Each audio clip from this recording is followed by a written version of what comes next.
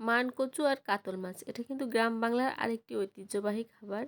এটা কিন্তু গ্রামের লোক অনেক বেশি পছন্দ করে, বাট শহরেও করে কেউ কেউ। যাই হোক, তো আমি কিন্তু রান্নাটা করব, তার জন্য তো অবশ্যই কাতলা মাছ লাগবে, মানে কাতল মাছের পেটি নিয়েছি 2 পিস, আর এমনি উপরের মাছ নিয়েছি 2 পিস। মানুষ আমরা দুইজন, যার জন্য 4 পিস মাছ নিয়ে নিয়েছি, আর নিয়েছি মান কচু। আপনারা আপনাদের লোক বুঝে আপনারা সব কিছু করবেন, রান্নার পরিমাণ বাড়ায় কমায় করবেন। তো আমার লোক কম, যার জন্য একটু আমি কম করে রান্না করছি। তো মাছগুলো কিন্তু ভালো করে উল্টায় পাল্টায় ভেজে নিতে হবে। অনেক বড় মাছ খুব বেশি ভাজারও দরকার নেই, তারপরে মোটামুটি একটু ভালো করে ভেজে নিতে হবে।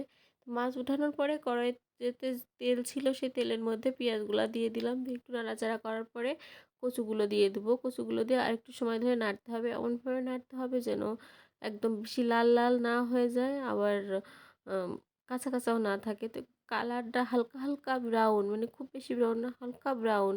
এটা আমি হলুদ দেয়নি, যার কারণে কিন্তু বোঝা যাচ্ছে না, আবার ক্যামেরার কারণেও বোঝা যাচ্ছে না।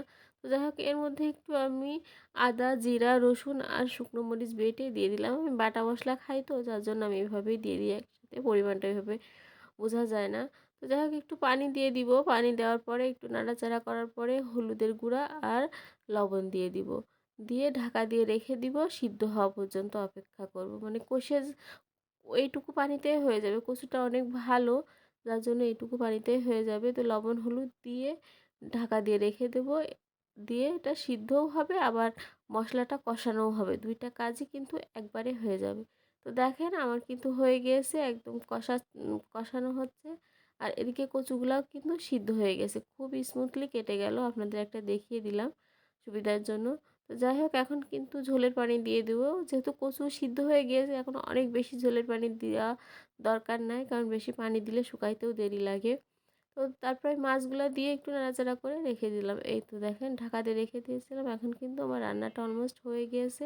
মাশাল্লাহ, আপনারাও বাসায় ট্রাই করতে পারেন। সবাই ভালো থাকবেন, সুস্থ থাকবেন, আর সঙ্গেই থাকবেন। আল্লাহ হাফেজ।